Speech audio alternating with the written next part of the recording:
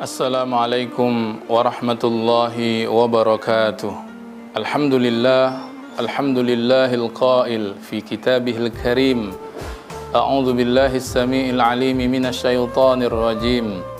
Wa laqad yassarnal qur'ana lidzikri fahal mim muddakir. Wa qala sayyiduna wa habibuna wa syafi'una Muhammad sallallahu alaihi wasallam في الحديث الذي رواه الإمام مسلم بسنده عن أبي أمامة الباهلي رضي الله عنه أن رسول الله صلى الله عليه وسلم يقول اقرأوا القرآن فإنه يأتي يوم القيامة شفيعا لأصحابه صدق الله العظيم وصدق رسولنا الكريم ونحن على ذلك إن شاء الله من الشاهدين والشاكرين walhamdulillahi rabbil alamin. Kaum muslimin wal muslimat yang diberkati Allah subhanahu wa ta'ala, di antara keistimewaan bulan suci Ramadan adalah karena di dalamnya Allah turunkan Al-Quran. Inilah yang Allah sebut di dalam Quran surah Al-Baqarah ayat 185. Syahrul Ramadan alladzi unzila fihi Al-Quran. Bulan Ramadan, bulan yang di dalamnya diturunkan Al-Quran. Karena itu Ramadan menjadi sebaik-baik bulan, sayyidus syuhur, penghulunya bulan-bulan. Inilah di antara keistimewaan Al-Quran, bahwa segala sesuatu yang disentuh oleh Al-Quran semuanya menjadi mulia. Di antara sekian banyak malaikat Allah, malaikat yang membawa wahyu dari Allah kepada Nabi Muhammad, malaikat yang dititipkan kepadanya Al-Quran, maka jadilah malaikat itu sebaik-baik malaikat. Ialah malaikat Jibril alaihissalam. Malam yang diturunkannya Al-Quran, maka jadilah malam itu sebaik-baik malam, malam kemuliaan dan malam keberkahan. Itulah yang Allah sebut di dalam Quran, Inna anzalnahu fi lailatul qadr. Dalam ayat yang lain, Inna anzalnahu fi lailatin mubarakah.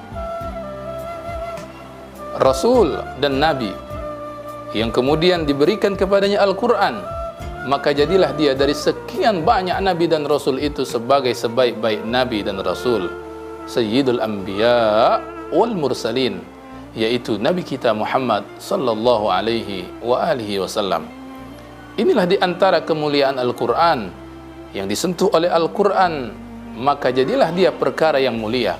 Malaikat Jibril menjadi sebaik malaikat, Nabi Muhammad menjadi sebaik para nabi, Ramadan menjadi sebaik bulan, malam diturunkan Al-Quran menjadi sebaik-baik malam karena disentuh oleh Al-Quran. Maka bagaimana kiranya bila mana Al-Quran ini menjadi hiasan kepribadian kita? Bagaimana kiranya seandainya Al-Quran ini masuk ke relung hati kita, maka insya Allah jiwa kita, badan kita, hati kita insya Allah akan menjadi sebaik-baik jiwa, badan dan hati. Kaum muslimin wal muslimat yang diberkati Allah subhanahu wa ta'ala, karena itu agar kemudian Al-Quran menjadikan kita sebagai pribadi yang mulia, maka tak ada jalan lain bagi kita agar kita juga mesra dengan Al-Quran, dekat dengan Al-Quran dan bermuamalah dengan Al-Quran. Paling tidak, dan ini bisa untuk kita lakukan semuanya, muamalah yang paling mendasar dengan Al-Quran adalah membacanya. Siapapun dia, dimanapun dia berada, selagi orang tersebut mampu merangkai huruf demi huruf hijaiyah menjadi bacaan Al-Quran, maka dia mampu untuk melakukan muamalat atau hubungan antara kita dengan Al-Quran. Dan membaca Al-Quran memiliki keutamaan yang sangat luar biasa. Rasulullah sallallahu alaihi wasallam menjanjikan balasan yang banyak untuk mereka yang membaca Al-Quran.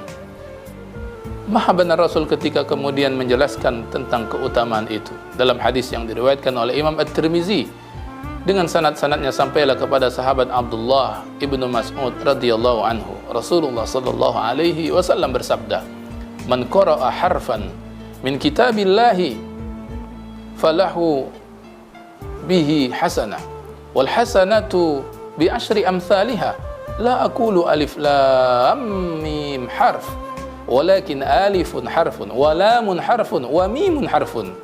Kata Nabi, man qara'a harfan min kitabillah, siapa yang membaca satu huruf dari kitab Allah yaitu Al-Quran, falahu bihi hasanah, maka satu huruf itu diganjar oleh Allah dengan satu kebaikan.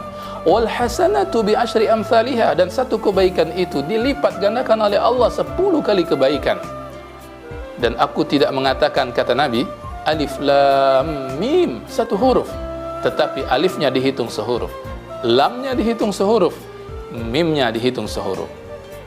Bayangkan, baru membaca alif lam mim sudah mendapatkan total 30 nilai kebaikan.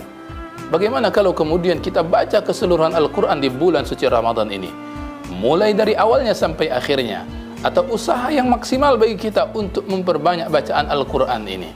Mudah-mudahan dengan itu semua, semakin banyak huruf demi huruf dari rangkaian bacaan Al-Quran ini yang kita baca, menjadikan dia akan datang kelak di hadapan Allah sebagai saksi pertolongan dan syafaat darinya.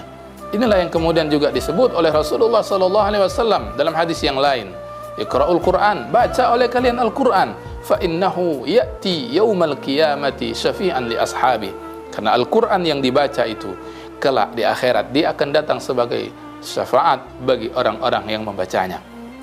Kaum muslimin wal muslimat yang dimuliakan Allah, maka muhasabah untuk kita hari ini adalah seberapa banyak yang sudah kita baca dari kitab suci Al-Quran. Kalau mau diturunkan lagi standarnya, misalnya pertanyaannya, sudah sejauh mana kualitas bacaan kita terhadap Al-Quran?